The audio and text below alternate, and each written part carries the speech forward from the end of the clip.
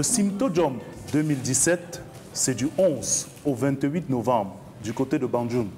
En prélude à ce grand événement culturel et traditionnel du peuple Banjul, le comité d'organisation de ce Simtojom propose à nos téléspectateurs un certain nombre de capsules, de magazines qui viennent permettre de prendre corps avec les us et coutumes de ce peuple, mais aussi les us et coutumes des peuplements de notre pays. Defo Médard, qui en est le président de la commission culture et tradition, propose à travers ces différentes facettes de nos us et coutumes un certain nombre d'éléments qui nous permettent de puiser dans nos traditions pour offrir à l'espace planétaire les sagesses de nos us et coutumes, mais surtout leur capacité à nous rendre des éléments forts dans ce monde de plus en plus planétaire.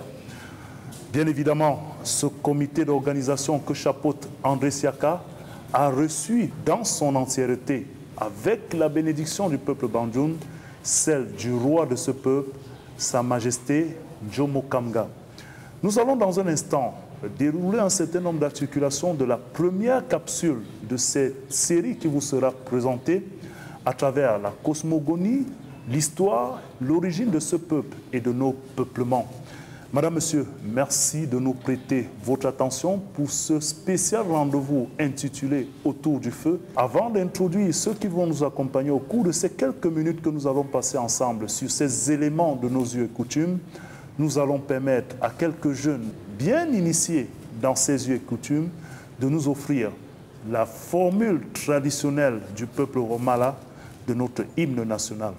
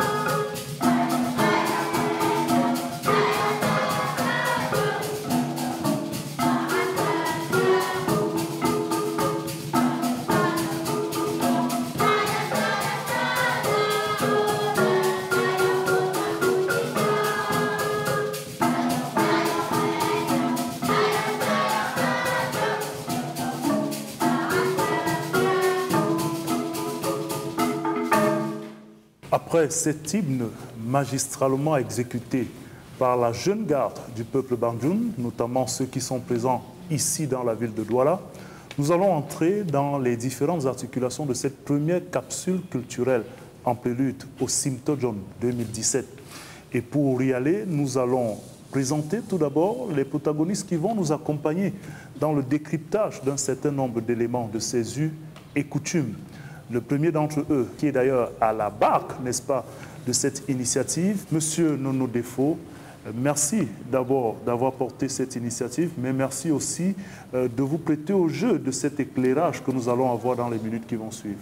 C'est moi qui vous remercie. Voilà, à côté, nous avons un autre féru de culture, bien qu'étant, n'est-ce pas, ingénieur électromécanicien. Il est l'auteur d'un certain nombre d'ouvrages sur les us et coutumes en général de notre pays. Et c'est M.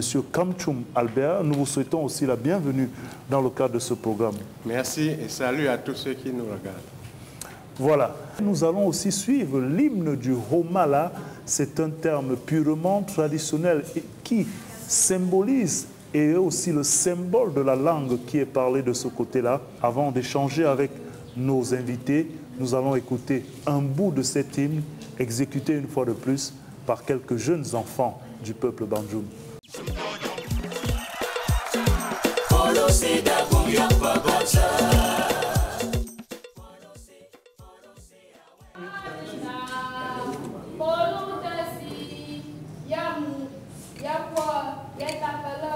Wow!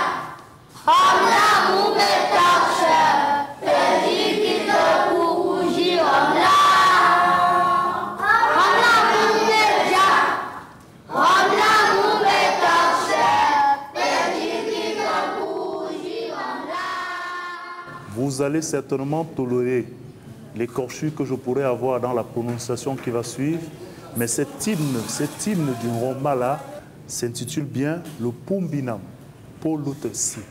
J'espère que je n'aurai pas fait des mécontents qui nous écoutent actuellement, mais j'ai aussi apporté ma contribution dans l'appropriation de cette terminologie. C'était donc ces jeunes enfants Banjoun qui, après l'exécution de l'hymne national, nous ont gratifié de celle de l'hymne du Romala. Nous allons donc rentrer dans la première capsule de ces thématiques que nous avons choisi de porter à votre connaissance, ce peuple, le peuple Banjoun, ses origines, quelques éléments de son histoire. Alors je commence avec vous, Monsieur Nono Defo. Qu'est-ce qu'on peut comprendre, n'est-ce pas, de l'origine de ce peuple? Alors, merci de me donner la parole. Bon, là, vous me posez la question sur l'origine du peuple Banjoun.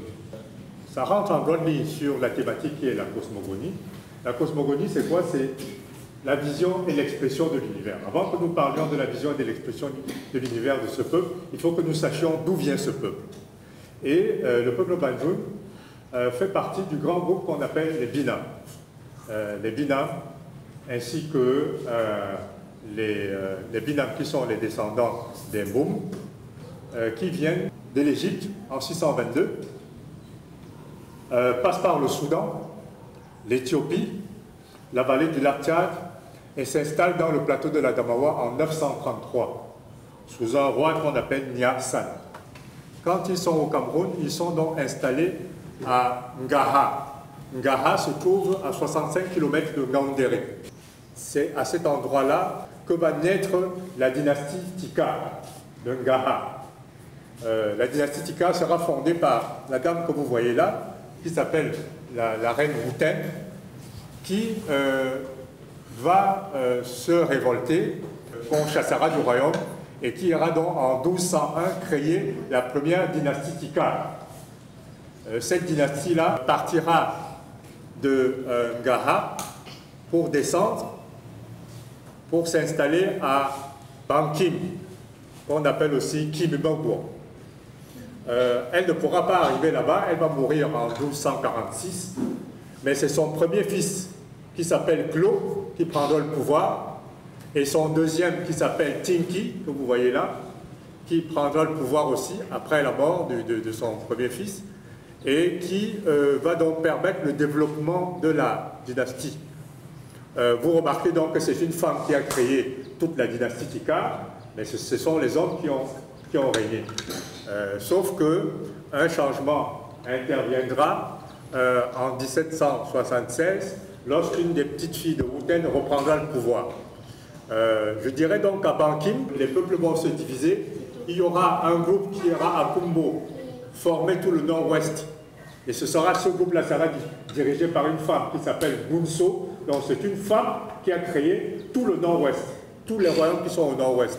Un autre groupe va descendre, va créer Fuman, Tchareyen que vous connaissez, et un autre va créer le groupe Banga, un autre va aller jusqu'à Djita. Un autre groupe va descendre, qui sera le groupe des Balins, etc., des Mapoussam, et c'est de ce groupe-là, le groupe Balin, que viendra le groupe Banjoun. Voilà à peu près brossé l'histoire et l'origine. Nous ne pouvons pas entrer dans tous les détails. Voilà donc qui est bien dit en termes de connaissances succinctes, n'est-ce pas, des origines du peuple Banjoun. Qu'est-ce qu'on doit pouvoir comprendre derrière l'expression Banjoun? Ça veut dire Pajo, Ba, ça veut dire les gens, Ba, de Joun, de Cho, Pajo, les gens de Cho.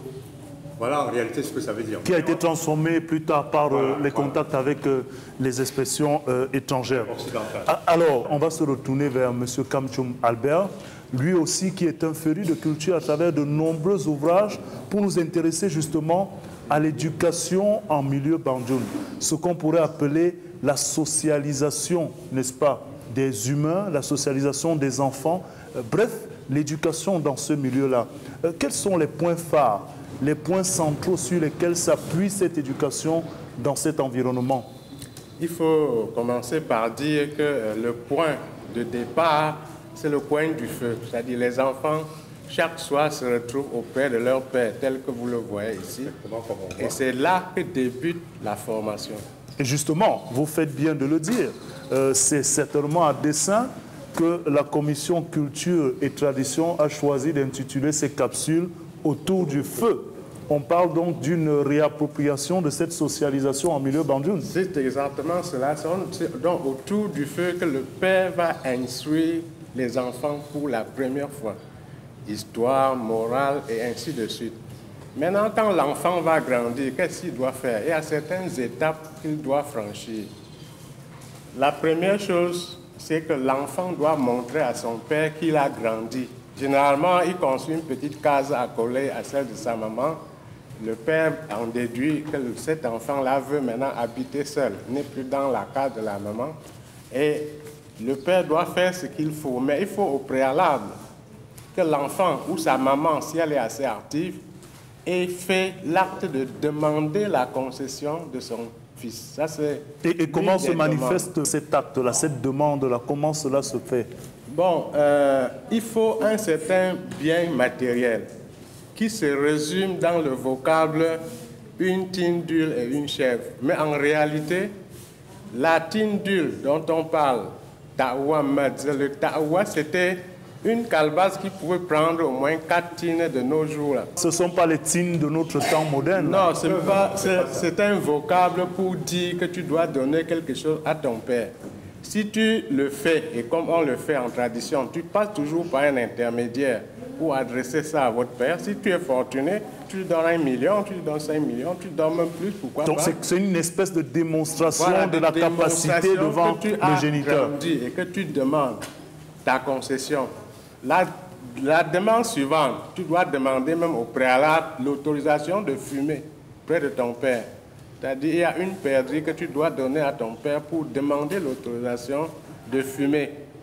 Maintenant, quand tu as demandé ça, ou si ta maman a eu la possibilité de le faire à ta place, le père peut t'indiquer ta portion où tu te construis. Mais tu dois demander, tu l'as déjà fait pour ta concession, mais tu demandes également ta femme. Le principe est le même et le matériel est à peu près la même chose. Tu demandes donc à ta femme, si dans ta concession, c'est une grande concession où il y a des confréries, tu t'arranges pour entrer dans les confréries. Et à partir de cet instant, tu montres à ton père que je suis un grand garçon. Le père peut, dans ce cas-là, t'amener à la chefferie, au royaume. De nos jours, on appelle ça royaume. Mais pour que le fou te donne un nom, confirme le nom que lui-même il a donné, passer une autre cérémonie, c'est que tu es venu chez ton père, faire en sorte qu'on te mette sur le tabouret. Tu t'assois donc sur le tabouret, et pendant ce temps, le père te donne ton premier nom. Quand il t'amènera à la chefferie, il va confirmer. Le chef te donne un nom de confirmation, et il te donne la possibilité d'entrer, donc il te met dans une confrérie. Voilà l'ordre normal des choses. Mais si tu fais tout et le père ne t'amène pas à la chefferie, il faudrait penser que tu dois peut-être prendre la relève dans la concession. Parce qu'il a mis certainement ses espoirs sur toi en tant qu'héritier, comme on le dit. Toi comme héritier. Alors, cette éducation-là, peut-être pour sortir avant de toucher un autre volet qui est tout aussi important, la relation avec l'être sacré, cette éducation-là, est-ce qu'elle est particulière à l'homme simplement, le petit garçon ou bien la femme? C'est vrai qu'on reviendra sur le rôle de la femme, mais de la jeune fille. Est-ce qu'il y a une différence entre l'éducation du jeune garçon et celle de la jeune fille? Il y a des choses qu'un enfant doit faire, qu'il soit femme ou garçon. Par exemple, t'asseoir sur le tabouret, comme j'ai dit, faire qu'on te mette sur le tabouret chez vous, la femme doit faire également la même chose. Mais on pense que la femme est éduquée pour le mariage, donc elle n'a pas de moyens matériels. On attend qu'ils se marient, fassent des enfants, que les enfants aient du matériel pour venir faire cette opération. C'est pour ça que quand on doit vous mettre sur le tabouret, on demande d'abord, est-ce que votre mère s'est déjà mise sur le tabouret?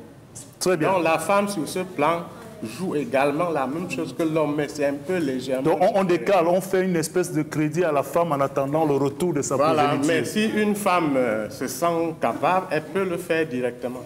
En milieu bandjoun et notamment dans nos us et coutumes, Monsieur Défaut, est-ce qu'il y a une particularité dans cette relation et notamment que représente Dieu, l'être sacré? Bon, avant d'y arriver, il y a ce qu'on appelle le photojong. Quand un enfant naît, qu'on lui donne, etc. Mais il y a aussi un rituel qui existe partout, le nombril. C'est-à-dire que quand l'enfant naît, son nombril... Il faut l'enterrer. Il faut enterrer ce nombril, il y a un petit rituel, etc.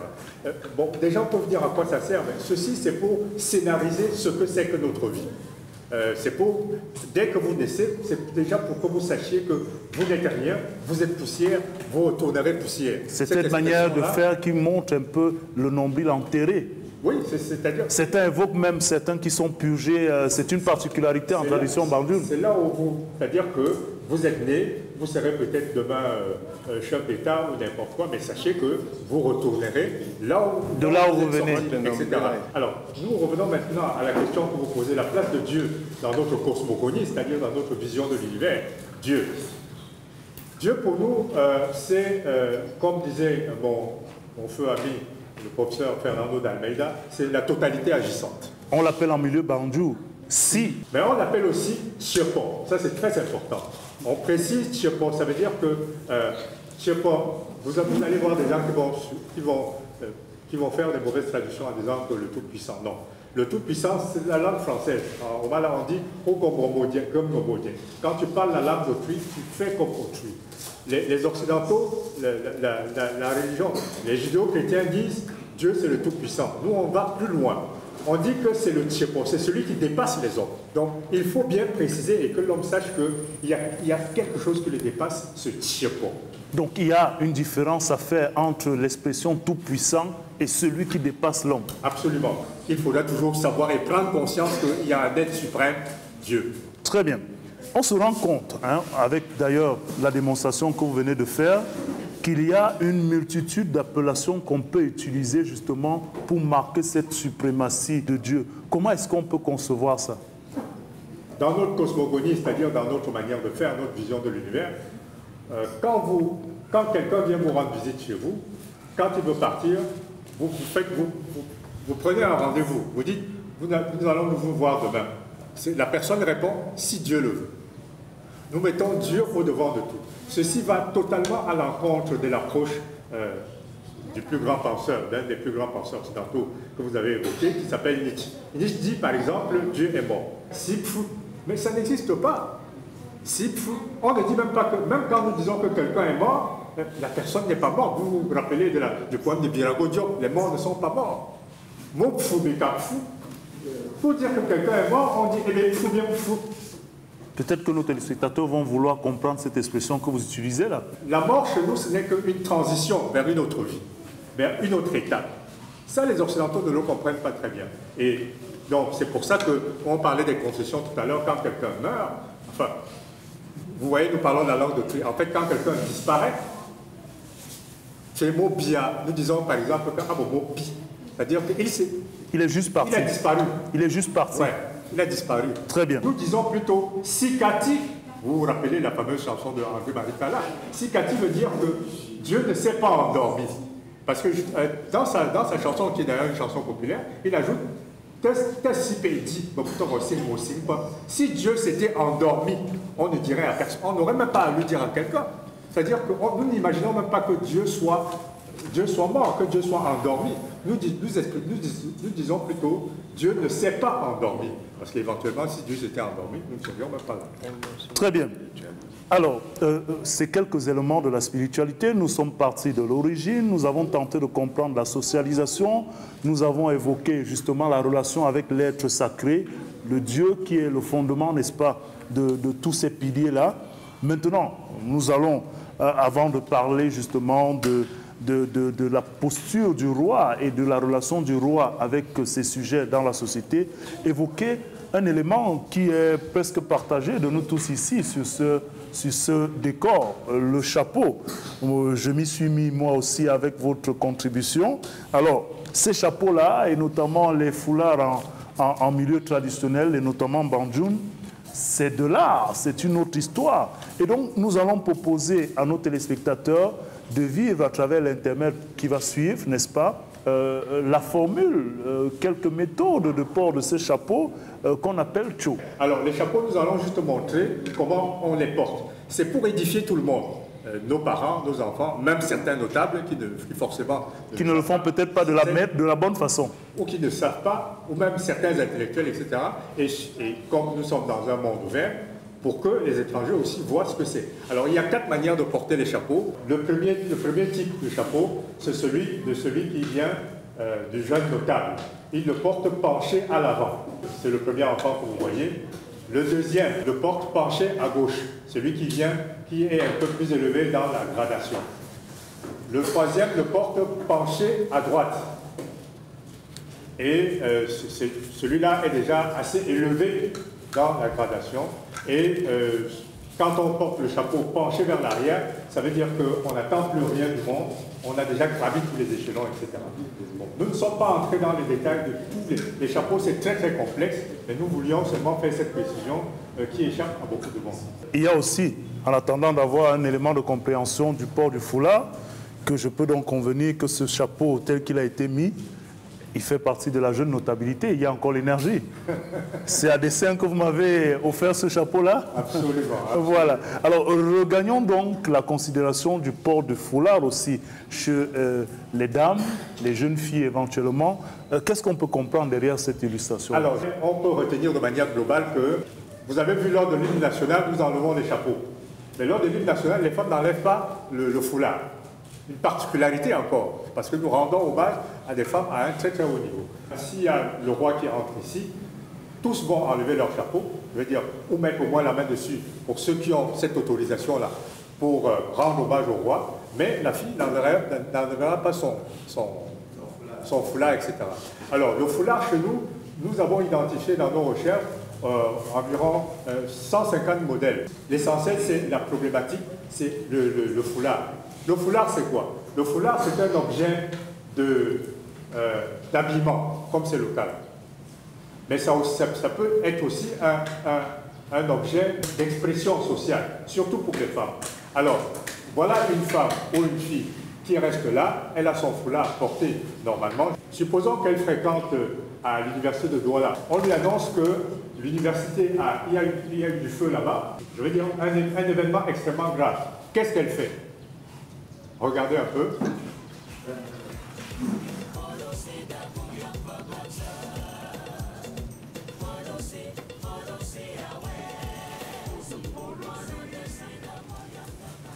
Voilà. Donc, quand vous voyez une femme qui porte le foulard de cette manière, ça veut dire qu'il y a un problème grave.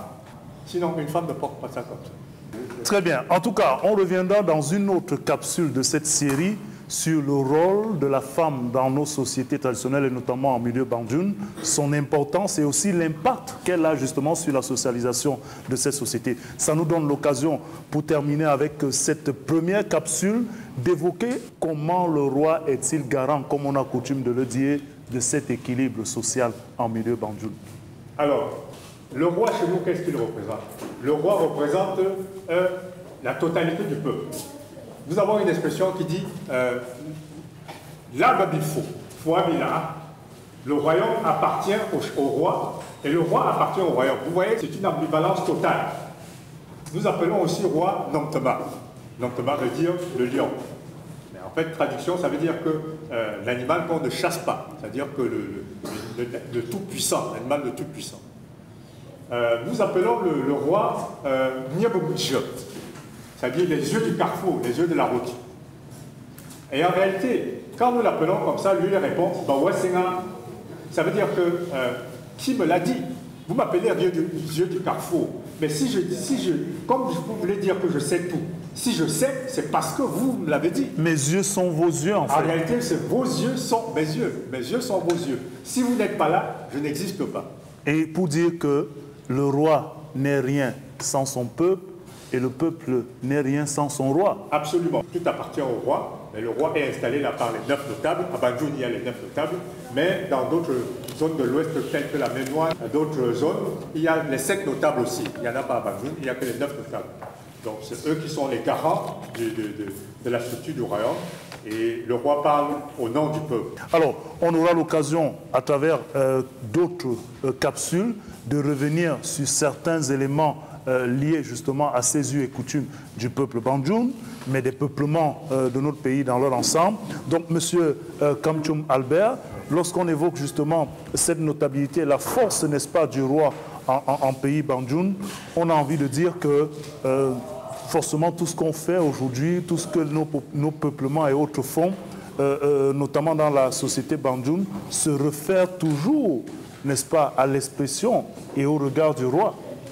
Ben, comme j'ai dit tout à l'heure, l'objectif, c'est d'arriver un jour au royaume, à la chefferie, et d'être anobli, c'est-à-dire d'obtenir un nom du roi. C'est une stratification de la société qui induit l'effort. Notre société est formée de manière pyramidale. Vous vous rappelez, la pyramide, c'est l'Égypte. Au bas de la pyramide, il y a plein de gens, mais quand vous montez, pour le sommet, il ne peut pas y avoir 100 personnes, etc. Et quand on éduque l'enfant dans notre société, c'est pour qu'il gravisse la pyramide au plus haut niveau. Et qu'il soit parmi les meilleurs qui puissent atteindre... Voilà. C'est cet état d'esprit qui est... Pour qu'il gère la société avec le roi, être à côté du roi pour gérer la société. Dans l'intérêt du groupe social, parce que chez nous, le groupe social prime sur l'individu. Voilà, Madame, Monsieur, ces quelques minutes étaient consacrées à cette première capsule de la série qui vous est proposée sur les us et coutumes du peuple Bandjoun, bien évidemment en prélude au Simtojom 2017. Ce sera du 11 au 18 novembre 2017. Une petite transition et puis nous revenons pour conclure cette première capsule de cette série de magazines, de programmes culturels qui vous est proposé sur les us et coutumes du peuple Bandjoun et sur nos us et coutumes en général.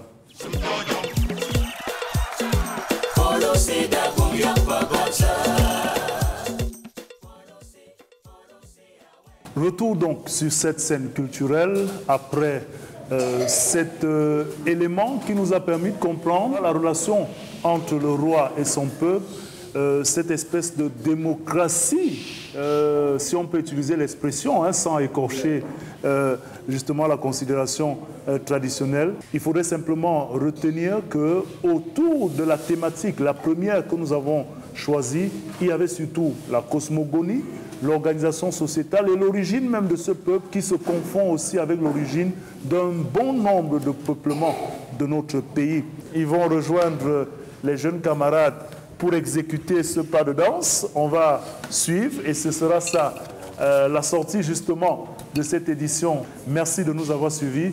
Merci à vous, Monsieur Nono Defo. Merci à vous, Monsieur Kamchoum, d'avoir, n'est-ce pas, participé à la compréhension de ces différents éléments, en espérant que dans les prochaines capsules, nous en donnerons davantage à nos téléspectateurs. À vous, Madame, Monsieur, merci de nous avoir prêté votre attention. Merci.